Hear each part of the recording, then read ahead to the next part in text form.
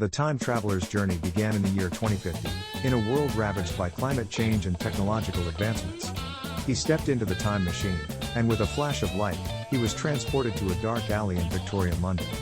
The steam-powered machines and gas lamps illuminated the foggy streets, and the traveler was immediately struck by the stark contrast between the two eras.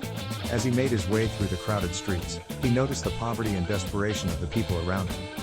The traveler realized that he was not just a spectator, but an active participant in this world. He had to navigate the streets carefully, avoiding pickpockets and other unsavory characters. Soon, he found himself in the company of a group of rebels fighting against the oppressive monarchy. They welcomed him into their fold, and the traveler found himself fighting alongside them in a battle for freedom. As the battle raged on, the traveler was suddenly transported to a futuristic city, filled with towering skyscrapers and neon lights. The people here were different. They were sleek and sophisticated, with cybernetic enhancements and advanced technology at their fingertips.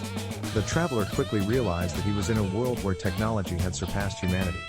The people here were cold and calculating, and the traveler struggled to find his place in this new world. He eventually found himself in the company of a group of rebels fighting against the oppressive corporations that ruled this world. They welcomed him into their fold, and the traveler found himself fighting alongside them in a battle for freedom. As the battle raged on, the traveler suddenly found himself transported to a prehistoric world, filled with towering dinosaurs and lush jungles. He was immediately struck by the beauty and danger of this world, and he knew that he had to tread carefully. He soon found himself in the company of a group of hunters, who taught him the ways of survival in this new world. They welcomed him into their fold, and the traveler found himself hunting alongside them for food and survival. As the days turned into weeks, the traveler began to feel a sense of belonging in this world.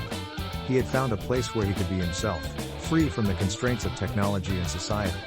But just as he had found his place, the traveler was suddenly transported back to his own time.